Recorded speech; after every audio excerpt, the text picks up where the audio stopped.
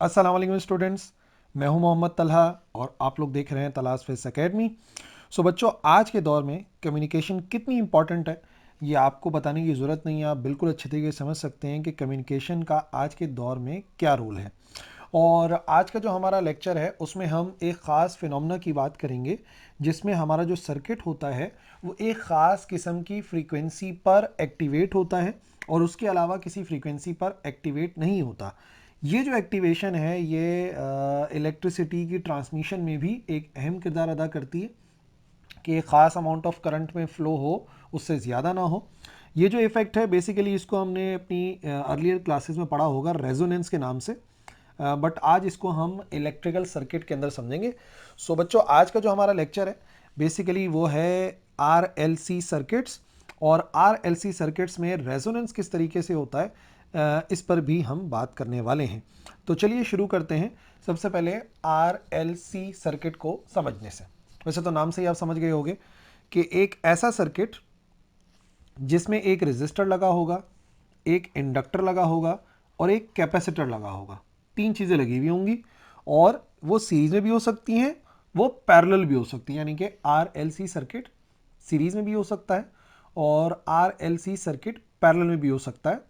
बस उसको जोड़ना है एक ऑल्टरनेटिंग वोल्टेज की सोर्स के साथ, जैसा कि अभी मैं आपको फिगर में दिखाऊंगा। पहले सीरीज और फिर पैरेलल समझाऊंगा। तो फिलहाल ये एक वोल्टेज की सोर्स है, इसका जो वोल्टेज है वो वी है और ये ऑल्टरनेटिंग करंट की सोर्स है। इससे हमने ज्वाइन कर दिया एक रेजिस्टर को, इंडक्टर को और एक कैपेसिटर को। ठीक है, तो हमारे पास एक रेजिस्टर है आर, एक इंडक्टर है एल और एक जो है वो कैपेसिटर है जिसको हमने जाहिर किया है सी से। अब यहाँ से अगर करंट फ्लो होता है तो आपको मालूम है कि यहाँ पे करंट तो जो है वो बिल्कुल सेम रहेगा। यानी मिसाल के तौर पे अगर आई करंट फ्लो होता है तो इस पूरे सर्किट से आई करंट ही फ्लो होगा। बट जैसा कि आप जानते हैं कि सीरीज़ में करंट तो सेम रहता है बट वोल्टेज जो है वो वेरी करता है। तो इस केस के अंदर जो वोल्टेज होगा, लेट से जो इसके अक्रॉस वोल्टेज होगा इसको जाहिर करेंगे वी आर से, जो इंडक्टर के अक्रॉस होगा उसको जाहिर करेंगे वी एल से, और जो कैपेसिटर के अक्रॉस होगा इसको हम जाहिर कर देंगे वी सी से। सो यहाँ पर वोल्टेज डिवाइड हो रहा है, करंट तो सेम रहा बट वोल्टेज जो है वो हर एक से डिफरेंट मूव करेगा। अच्छा, अब आरएलसी सर्किट को समझना है, उसके फिनोमेना को समझना है, तो एक बड़ा इंपॉर्टेंट टॉपिक है जो आपको पता होना चाहिए, जिसे कहते हैं इम्पीडेंस ट्राइंगल। ठीक है, ये ट्राइंगल समझने से पहले मैं आपको, ट्राइंगल तो आपको पता होगा ना, तीन कोनों वाली साइड होती है, लेकिन इम्पीडेंस आपके लिए शायद नया वर्ड होगा। वैसे थोड़ा सा बहुत इसको डिस्कस किया है मैंने पिछले लेक्चर्स में, बट आज इस पर ज़्यादा इन डेप्थ बात करते हैं। देखो, एक सर्किट जिसके अंदर रेजिस्टर लगा होगा, इंडक्टर लगा होगा और कैपेसिटर लगा होगा, या सिर्फ तीनों के अलावा ऐसा भी हो सकता है कि रेजिस्टर और इंडक्टर लगा हुआ हो, या ऐसा भी हो सकता है कि रेजिस्टर और कैपेसिटर लगा हुआ हो।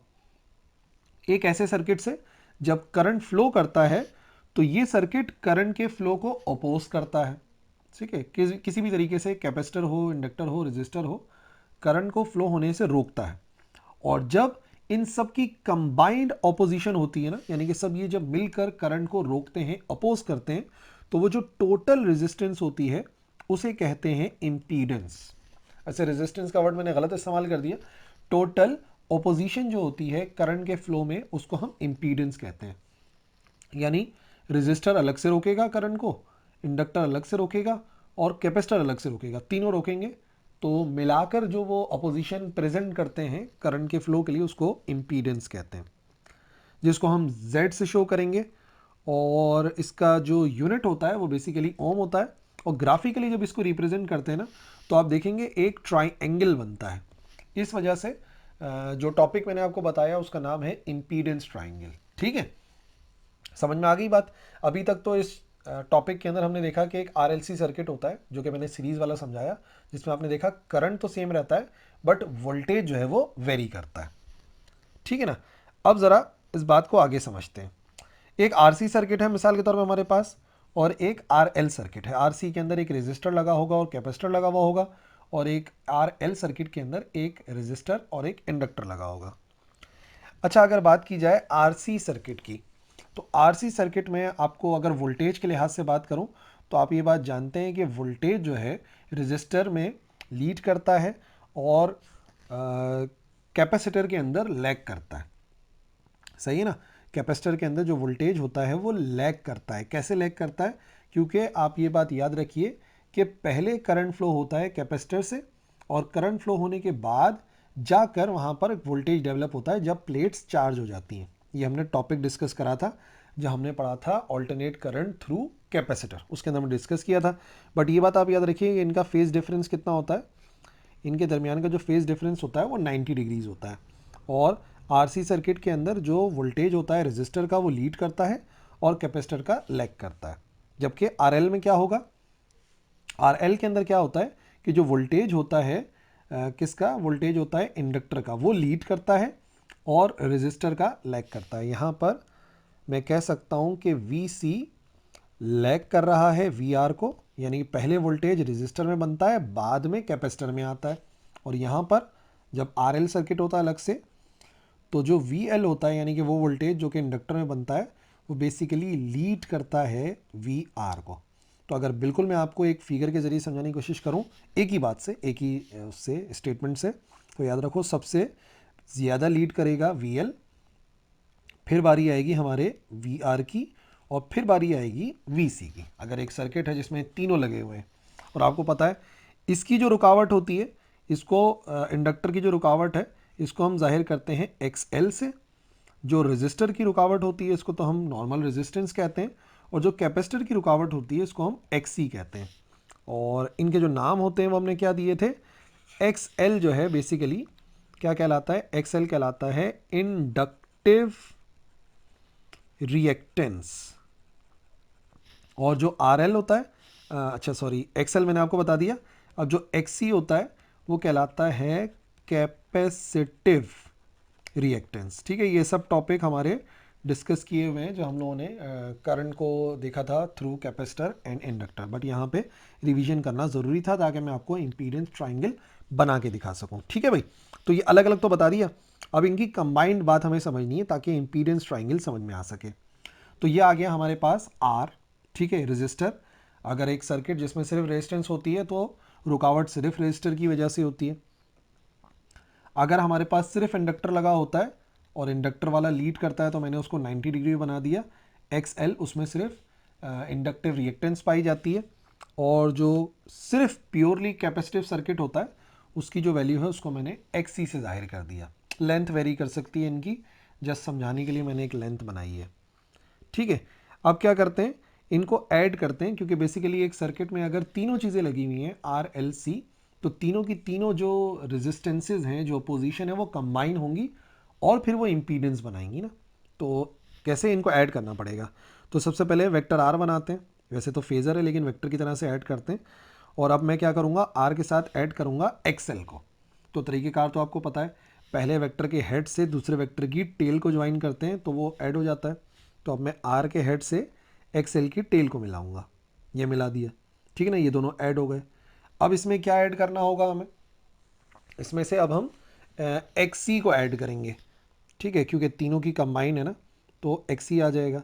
एक्स एल के हेड से हमने एक्स सी को मिला दिया। अब ये तीनों फेजर जो है ये आपस में ऐड हो गए हैं। इनका रिजल्टेंट चाहिए। रिजल्टेंट कैसे आता है, पहले वेक्टर की टेल को लास्ट वेक्टर के हेड से ज्वाइन करते हैं, ये आ गया।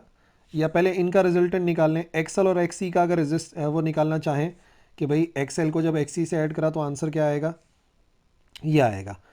ठीक है, और इसको हम कह सकते हैं कि ये हमने किस तरीके से मालूम करा, एक्स टी हमने मालूम करा जब एक्स एल में से हमने माइनस कर दिया एक्स सी को, दोनों का डिफरेंस आ गया ना। तो ये आ गए हमारे पास value of X T X L minus X C, ये इन दोनों की टोटल रेजिस्टेंस है। और क्योंकि ये दोनों एक दूसरे के अपोजिट होते हैं इस वजह से एक्स एल माइनस एक्स सी लिखा। अब आर और एक्स टी का रिजल्टेंट मालूम करेंगे तो हमारे पास ये कुछ एक आंसर आएगा जिसको हम जेड से जाहिर करेंगे। तो इसका मतलब जो मेन बात है जिसको हम यहाँ पे लिखेंगे, तो जो टोटल अपोजिशन है इम्पीडेंस बेसिकली वो तीन चीज़ों की वजह से हो रही है। एक तो हो रहा है हमारे पास ट्राइंगल बन गया, याद है इसको, पहले ये आ गया ट्राइंगल। और ट्राइंगल के अंदर हम यूज़ करते हैं आपको पता है पाइथागोरस थ्योरम। तो मैं आपको समझाता हूँ यहाँ पे पाइथागोरस थ्योरम से। अकॉर्डिंग टू पाइथागोरस थ्योरम क्या होता है, हाइपोटेन्यूज का स्क्वायर बराबर होता है perpendicular square plus base square के, या अगर सिर्फ हाइपोटेन्यूज लिखूंगा तो हाइपोटेन्यूज सिर्फ बराबर आ जाएगा अंडर रूट परपेंडिकुलर का स्क्वायर प्लस बेस स्क्वायर के। अब यहाँ पे हाइपोटेन्यूज आपको नज़र आ रहा है, 90 डिग्री के सामने वाली जो साइड होती है वो हाइपोटेन्यूज होती है, एंगल के सामने वाली जो साइड होती है वो परपेंडिकुलर होती है, जो बच जाएगी वो बेस हो जाएगी। तो इसका मतलब हाइपोटेन्यूज z बराबर आता है अंडर रूट परपेंडिकुलर, यानी मैं कह सकता हूँ, वैसे तो आगे पीछे लिख सकते हैं परपेंडिकुलर बेस को, तो पहले लिख देता हूँ आर का स्क्वायर प्लस ये आ गया बेस, और परपेंडिकुलर क्या है एक्स टी का स्क्वायर। और जैसा कि हमें पता है एक्स टी को हमने बराबर किया एक्सएल और एक्स सी के, तो इसका मतलब टोटल इम्पीडेंस किसी सर्किट की बराबर आ सकती है R square X L minus X C का स्क्वायर। ये है इम्पीडेंस का फॉर्मूला। अगर किसी सर्किट में तीनों चीज़ें लगी हुई है ना, रेजिस्टर भी लगा हुआ है, इंडक्टर भी लगा हुआ है और कैपेसिटर भी लगा हुआ है, तो टोटल इम्पीडेंस आप इस फॉर्मूले से मालूम कर सकते हैं। ठीक है जी। अब इससे परेशानी होना कि मैंने एक्सएल क्यों बड़ा लिया, एक्सी क्यों छोटा लिया, इससे कोई फ़र्क नहीं पड़ता। किसी सर्किट में एक्सएल की वैल्यू कम हो सकती है, एक्सी की वैल्यू ज़्यादा हो सकती है, और क्योंकि आप देखें स्क्वायर लगा हुआ है तो नेगेटिव साइन अगर आ भी जाएगा तो इट डजेंट मैटर।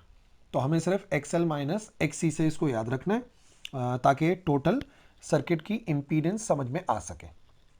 सही बात क्लियर हो गई। तो किसी भी ऐसे सर्किट में जिसमें आर एल सी लगा हुआ होता है और आप उससे मालूम करना चाहते हैं कि टोटल कितनी रुकावट है, पोजीशन है करंट के फ्लो के लिए, तो इस फॉर्मूले से आप कैलकुलेट कर सकते हैं। आर तो आपको पता है रेजिस्टेंस है, बाकी एक्स एल जो है ये हमने पढ़ा था बराबर होता है 2 पाई एफ एल के, और एक्स सी जो कैपेसिटिव रिएक्टेंस होती है वो बराबर होती है 1/2 पाई एफ सी के बराबर। ठीक है जी, क्लियर हो गया इम्पीडेंस ट्राइंगल। वापस आओ, इम्पीडेंस ट्राइंगल को समझने के बाद रेजोनेंट फ्रीक्वेंसी समझते हैं कि अब रेजोनेंट फ्रीक्वेंसी क्या होती है। ठीक है, जो मैंने बात आपको बिल्कुल शुरू में बताई थी ना कि रेजोनेंस किसे कहते हैं। देखिए, एक ख़ास फ्रीक्वेंसी के ऊपर जो कैपेसिटिव रिएक्टेंस होती है, यानी कि एक्सी जो होता है वो बराबर हो जाता है इंडक्टिव रिएक्टेंस के, यानी कि एक्सएल के। और जब ये बराबर हो जाते हैं, यानी कि एक्स सी एक्सएल के बराबर हो जाता है, एक ख़ास फ्रीक्वेंसी पर ऐसा होता है, तो उस ख़ास फ्रीक्वेंसी को रेजोनेंट फ्रीक्वेंसी कहते हैं। और इस फ्रीक्वेंसी की ख़ास बात क्या है, इस सर्किट को रेजोनेंट स्टेट में कहते हैं। कभी भी अगर इंडक्टिव रिएक्टेंस और कैपेसिटिव रिएक्टेंस बराबर हो जाती हैं, तो ऐसी सूरत में जो फ्रीक्वेंसी होती है, जिस फ्रीक्वेंसी पर ऐसा होता है, उसे रेजोनेंट फ्रीक्वेंसी कहते हैं और सर्किट को रेजोनेंट स्टेट में कहा जाता है। ठीक है, और इस केस के अंदर जो रेजिस्टेंस ऑफर होती है वो सिर्फ और सिर्फ रेजिस्टेंस की वजह से होती है। ठीक है, क्योंकि एक्सएल एक्सी एक दूसरे को कैंसिल कर देते हैं, नतीजे में मैक्सिमम करंट जो है वो फ्लो करता है। ठीक है, क्योंकि एक्सएल एक्सी के बराबर आ गया। अभी मैं बताता हूँ आपको, देखो हमें पता है इम्पीडेंस का क्या फॉर्मूला था, z बराबर होता है अंडर रूट आर का square plus X L minus X C का स्क्वायर। अब रेजोनेंट फ्रीक्वेंसी के लिए शर्त क्या है, फॉर रेजोनेंट फ्रीक्वेंसी मैं चाह रहा हूं कि रेजोनेंस हो, तो ऐसी सूरत में क्या होता है, ऐसी सूरत में एक्स एल बराबर हो जाता है एक्स सी के, दोनों आपस में बराबर हो जाते हैं, तो दोनों के कॉमन नेम दे देता हूँ मिसाली तौर पे एक्स। तो क्या बनेगा फिर फॉर्मूला z का, z बराबर आएगा अंडर रूट आर का स्क्वायर प्लस, जब दोनों ही बराबर हो गए तो x माइनस एक्स का स्क्वायर, ये तो ज़ीरो हो जाएगा, तो z बराबर आ जाएगा अंडर रूट आर का स्क्वायर प्लस ज़ीरो का स्क्वायर। तो सिंपल आर का स्क्वायर रूट, यानी इम्पीडेंस सिर्फ और सिर्फ किसकी वजह से होती है, रेजिस्टेंस की वजह से। पहले रोकने वाली कितनी चीज़ें थी, पहले रोकने वाली तीन चीज़ें थी, एक्सएल भी रोक रहा था, एक्सी भी रोक रहा था और रेजिस्टेंस भी रोक रही थी। बट अब रोकने वाली करंट को एक ही चीज़ है ना, अपोजिशन सिर्फ एक की वजह से हो, यानी कि इसमें मैक्सिमम करंट जो है वो फ्लो करता है। इस बात को आपने याद रखना है, और हम यही तो चाहते हैं कि हमारा सर्किट एक ख़ास फ्रीक्वेंसी पर एक्टिवेट हो। सही है, तो वो जो एक्टिवेशन है वो बेसिकली इसी को तो हम कह रहे हैं कि मैक्सिमम करंट फ्लो करेगा, यानी हमारा सर्किट वर्क करेगा एक पर्टिकुलर फ्रीक्वेंसी पर। जैसे हमारा मोबाइल फ़ोन बजेगा एक ख़ास फ्रीक्वेंसी पर, जो फ्रीक्वेंसी मेरे मोबाइल फ़ोन की सिम कार्ड से मैच करेगी। ठीक है ना, तो वो जो रेजोनेंस वाली बात मैं कह रहा था वो यही है कि मैक्सिमम करंट फ्लो करेगा एक पर्टिकुलर फ्रीक्वेंसी पर। ग्राफ के ज़रिए समझते हैं। ठीक है, एक्स एक्सिस पे बना लेते हैं फ्रीक्वेंसी और यहाँ पे बनाते हैं करंट। ठीक है, अब इम्पॉर्टेंट बात क्या है, आपने याद रखना है, दो फॉर्मूले हैं हमारे पास ना। एक्स एल का फॉर्मूला है 2π/f_l और एक्स सी का फॉर्मूला है 2π/f_c। अब इन दोनों फार्मूलों के तहत अगर आप देखोगे ना तो एक बड़ी सिंपल सी बात आपको नजर आएगी, फ्रीक्वेंसी ज़्यादा तो एक्सएल ज़्यादा, और फ्रीक्वेंसी, अच्छा इसका फॉर्मूला 1/2πfc होता है, और यहाँ पर फ्रीक्वेंसी जितनी कम होगी उतना एक्सी ज़्यादा होगा। यानी कि इंडक्टर वाले केस में फ्रीक्वेंसी ज़्यादा तो एक्सएल ज़्यादा, और कैपेसिटर वाले केस में जब फ्रीक्वेंसी कम होगी तो एक्सी ज़्यादा होगा। तो अगर मैं ग्राफ बनाऊंगा यहाँ पे ना, तो देखो इस शक्ल का एक ग्राफ बनेगा। पहले वाले केस में अगर आप इधर देखोगे ना तो इधर फ्रीक्वेंसी कम है ना, एक्स एक्सिस में है फ्रीक्वेंसी, तो इधर एक्सिस इधर कम है। तो यहाँ पे मैं कहूँगा कि जब फ्रीक्वेंसी कम है तो एक्स सी ज़्यादा होगा, एक्स एल कम होगा यहाँ पर, ठीक है ना। बट जब फ्रीक्वेंसी ज़्यादा हो गई इस वाले पॉइंट पे आके, तो इस वाले पॉइंट पे एक्स एल ज़्यादा हो गया एक्स सी के लिहाज से। बट एक पर्टिकुलर पॉइंट ऐसा है जहाँ पर मैक्सिमम करंट फ्लो करता हुआ नज़र आएगा, और ये कौन सा पॉइंट है, जब एक्स एल और एक्स सी बराबर हो जाते हैं। सही है भाई। तो समझ लो कि हमारे मोबाइल फ़ोन जब रिंग करता है यानी कॉल को रिसीव करता है तो वो एक ख़ास फ्रीक्वेंसी को ही करता है ना। बाकी सारी फ्रीक्वेंसीज अगर कम भी होती हैं तब भी मोबाइल फ़ोन को कोई फ़र्क नहीं पड़ता, क्योंकि मैक्सिमम करंट नहीं फ्लो करता हमारे सर्किट से। और अगर फ्रीक्वेंसी ज़्यादा होती है तब भी हमारा सर्किट काम नहीं करता, क्योंकि तब भी फ्रीक्वेंसी मैच नहीं करती। एक ख़ास फ्रीक्वेंसी पर ही कैपेसिटिव और इंडक्टिव रिएक्टेंस एक दूसरे को कैंसिल करती हैं, सर्किट में करंट की अपोजिशन मिनिमम होती है और मैक्सिमम करंट पास होता है, जिसे हम कहते हैं कि कॉल रिसीव हो गई। ठीक है, तो ये हो गया रेजोनेंस आरएलसी सीरीज सर्किट के अंदर। अब थोड़ा सा पैरेलल सर्किट की भी बात करते हैं। पैरेलल सर्किट क्या होगा फिर, कि R L C, parallel circuit में आर होगा, एल होगा, सी होगा, और इस मर्तबा उनको हम पैरेलल जोड़ेंगे। ठीक है, सीरीज वाली बात समझिए, अब ज़रा पैरेलल वाली बात समझते हैं। ये आ गई वोल्टेज की सोर्स, ऑल्टरनेट वोल्टेज की सोर्स, ये आ गया रजिस्टर, ये आ गया इंडक्टर, ये आ गया कैपेसिटर, और तीनों को मैंने जोड़ दिया एक दूसरे के पैरेलल। अब इस केस में पैरेलल में वोल्टेज तो सेम रहता है, बट आप देखेंगे करंट डिवाइड होगा ना, हर एक में से करंट डिफरेंट गुजरेगा। तो मान लेते हैं यहाँ से गुजरने वाला करंट आई आर हो गया, यहाँ से गुजरने वाला करंट आई एल हो गया, और यहाँ से गुजरने वाला करंट आई सी हो गया, और टोटल करंट को आई से जाहिर कर देते हैं। ठीक है, और वोल्टेज हर एक के लिए सेम रहेगा, पैरेलल में वोल्टेज सेम रहता है, करंट डिवाइड हो जाता है। ठीक है, अब ज़रा ग्राफ के ज़रिए समझते हैं। मिसाल के तौर पे जब वोल्टेज जाएगा तो वोल्टेज हमने इधर बना लिया एक्स एक्सिस के अंदर, ठीक है, और जब वोल्टेज पास होगा, जैसे ही हम वोल्टेज अप्लाई करेंगे सॉरी, तो करंट फौरन किससे पास होता है, रेजिस्टर से पास होता है, तो उसको मैंने आई आर से जाहिर कर दिया। रेजिस्टेंस वाले केस में कोई लीड नहीं करता, कोई लैग नहीं करता। बट अगर बात करें कैपेसिटर की, तो कैपेसिटर से गुजरने वाला करंट लीड करता है। मैंने आपको दो जुमले बताए थे, एक बताया था आइस कैपेसिटर वाले के लिए, और एक बताया था एल आई, ये बताया था इंडक्टर वाले के लिए। देखो रेजिस्टर में तो कोई लीड नहीं करता, कोई लैग नहीं करता, तो इतना इशू नहीं है। But in case of capacitor current lead करता है, करंट पहले आ रहा है, करंट लीड कर रहा है, और इंडक्टर वाले केस में एल से इंडक्टर होता है, करंट लैग करता है। तो लीड करने वाला करंट हो गया आई सी, देखो 90 डिग्री से लीड कर रहा है वोल्टेज को और आई आर को भी, और जो कैपेसिटर से इंडक्टर से गुजरने वाला करंट है वो लैग करेगा, वो मैंने नीचे की तरफ बना दिया। तो ये हो गया आई आर, ये हो गया आई सी, और ये हो गया आई एल। ठीक है जी। तो अब अगर कंबाइन करेंगे जैसे वेक्टर फॉर्म में, तो ये आ गया हमारे पास आई आर, और ये मैंने जोड़ दिया इससे आई एल।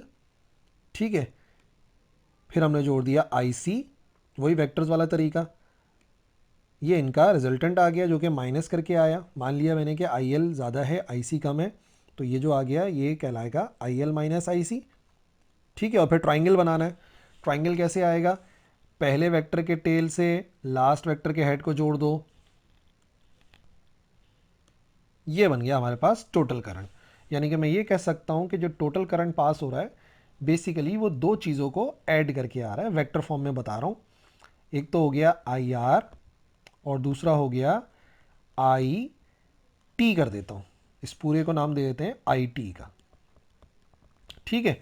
और फिर अगर देखा जाए तो आई आर ऐड करा हमने और आई एल ऐड कर दिया और हमने इसी में माइनस कर दिया, यानी कि इन दोनों का सम कर लिया आई सी का, या आई टी इसके बराबर है। तो total current in R C parallel circuit basically in factors पर डिपेंड करता है, आई आर पे और आई एल और आई सी के डिफरेंस के ऊपर। अब देखो हमें एक फॉर्मूला पता है जो कि हम ओम्स लॉ से निकालते हैं, अकॉर्डिंग टू ओम्स लॉ, कि अगर मुझे करंट की वैल्यू चाहिए तो करंट की वैल्यू बराबर होती है V ओवर R के, ठीक है। यानी ऊपर आता है वोल्टेज जो कि पैरेलल में सेम रहता है और नीचे आता है वो फैक्टर जो कि अपोज करता है, ठीक है, करंट को अपोज करता है। तो रेजिस्टर वाले केस में तो मैं कह सकता हूँ कि V ओवर R होता है। ये हो गया फॉर रेजिस्टर, इधर लिख भी देते हैं, ये हमने एक रेजिस्टर के लिए लिख दिया, ठीक है। अब यही फॉर्मूला अगर मैं लिख देता हूँ मिसाल के तौर पे फॉर कैपेसिटर, कैपेसिटर के लिए क्या बनता है, इसको आईसी से जाहिर करेंगे, वोल्टेज एज इट इज आएगा और अपोज करने वाली जो सलाहियत है वो क्या कहलाती है, वो कहलाती है एक्सी, ठीक है, जिसे इंडक्टिव कैपेसिटेंस कहते हैं। तो ये आईसी का फार्मूला बन गया और इसी तरीके से आप इंडक्टर के लिए बना लीजिए। फॉर इंडक्टर क्या बनेगा, इंडक्टर से गुजरने वाला करंट जो कि आई एल होता है वो बराबर होएगा वी ओवर एक्स एल के, ठीक है। यानी कि नीचे वो फैक्टर्स लिखे हैं जो अपोज करते हैं। और एक्स सी की वैल्यू वैसे तो आपको पता ही है 1/2 पाई एफ सी होती है, और अगर इंडक्टिव रिएक्टेंस की वैल्यू है तो वो सीधी सीधी होती है 2 पाई एफ एल के बराबर, ठीक है, अपॉन में नहीं होता, जस्ट 2 पाई एफ एल होता है। तो अब अगर हम मुकम्मल बात करें कि इसमें फ्रीक्वेंसी कब होगी, कब मैच करेगी, कब रेजोनेंट फ्रीक्वेंसी होगी, तो देखिए वो फ्रीक्वेंसी जब आई एल और आई सी दोनों बराबर हो जाए, जब आई एल और आई सी दोनों बराबर हो जाए, यानी दोनों से इक्वल करंट गुजरने लगे, तो ऐसी सूरत में क्या होगा, अगर हम पूरी वैल्यू कैलकुलेट करें तो इससे पहले आपने देखा ना वोल्टेज का जो फार्मूला मैंने आपको बताया, हर एक वोल्टेज का फार्मूला क्या है, इसका V ओवर आर है, इसका V ओवर एक्स सी है और इसका V ओवर एक्स एल है। तो अगर टोटल करंट मुझे मालूम करना है तो टोटल करंट कैसे आ सकता है इस ट्राइंगल को देखते हुए, net current is given by, triangle को इस्तेमाल करेंगे, ये आ गया हाइपोटेन्यूज, ठीक है, ये हाइपोटेन्यूज है, ठीक है, और बाकी ये रिजल्टेंट है इसका जिसको आई एल माइनस आई सी बोला है, और एक ये आपको नज़र आ रहा है। तो थीटा के सामने वाली साइड परपेंडिकुलर होती है, ये परपेंडिकुलर हो गई ब्लैक वाली, ये बेस हो गई और हाइपोटेन्यूज।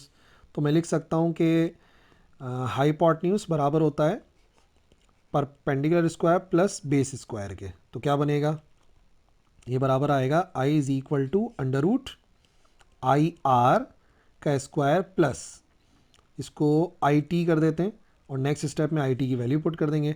आई टी क्या होता है, आई टी होता है इनके करंट का डिफरेंस ना, वैसे तो सम से भी जाहिर करते हैं पर डिफरेंस से ज़्यादा इजी समझ में आ जाएगा, तो इसको हम बोल देंगे आई एल माइनस का आई सी का होल स्क्वायर। अब कब होती है फ्रीक्वेंसी, रेजोनेंट फ्रीक्वेंसी कब होती है, जब ये दोनों करंट आपस में इक्वल हो जाए। अगर इक्वल हो रहे हैं तो दोनों को एक कॉमन नेम दूं आई, तो क्या बनेगा फिर, आई बराबर हो जाएगा आई आर का स्क्वायर प्लस आई माइनस आई का स्क्वायर। आई से आई कैंसिल, जीरो हो गया, जीरो का स्क्वायर जीरो, तो आई बराबर आ जाएगा अंडर रूट आई आर के स्क्वायर के, स्क्वायर से रूट कैंसिल, तो इसका मतलब करंट जो है वो सिर्फ और सिर्फ किससे गुजरेगा, रेजिस्टर से गुजरेगा। देखो पहले करंट तीन जगहों से गुजर रहा था, इंडक्टर से, कैपेसिटर से और रेजिस्टर से, तो ज़्यादा करंट गुजर रहा था। लेकिन इस केस में हम ये समझे कि करंट जो है वो मिनिमम गुजरेगा, यानी कि पिछले वाले में जब मैंने सीरीज़ आरएलसी सर्किट में बताया था तो मैक्सिमम करंट फ्लो कर रहा था, बट यहाँ पर रेजोनेंस होने पर मिनिमम करंट फ्लो करता है। इस वजह से इस सर्किट को कहते हैं रिजेक्टर सर्किट, यानी ऐसा सर्किट क्या करता है, एक ख़ास फ्रीक्वेंसी को रिजेक्ट करता है, बाकियों को एक्सेप्ट कर लेता है। जैसे मिसाल के तौर पे हमारी कोई भी घर के अंदर डिवाइस है जो काम कर रही है और वो ज़्यादा फ्रीक्वेंसी पे ख़राब हो जाएगी, तो हम क्या कर देते हैं, हम ऐसा कर देते हैं कि वो ज़्यादा फ्रीक्वेंसी को रिजेक्ट कर दें, ठीक है, ताकि उसकी वर्किंग के लिए ठीक रहे।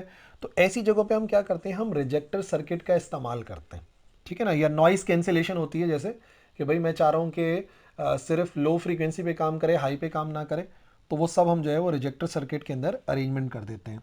तो समराइज अगर करूं तो R L C series circuit के अंदर रेजोनेंस का मतलब होता है कि मैक्सिमम करंट गुजरे, यानी कि एक्सेप्टर सर्किट होता है, और R L C parallel circuit के अंदर एक पर्टिकुलर फ्रीक्वेंसी को रिजेक्ट करता है, बाकियों को एक्सेप्ट कर लेता है। ठीक है, तो इधर का ग्राफ ना उससे बड़ा डिफरेंट बनेगा।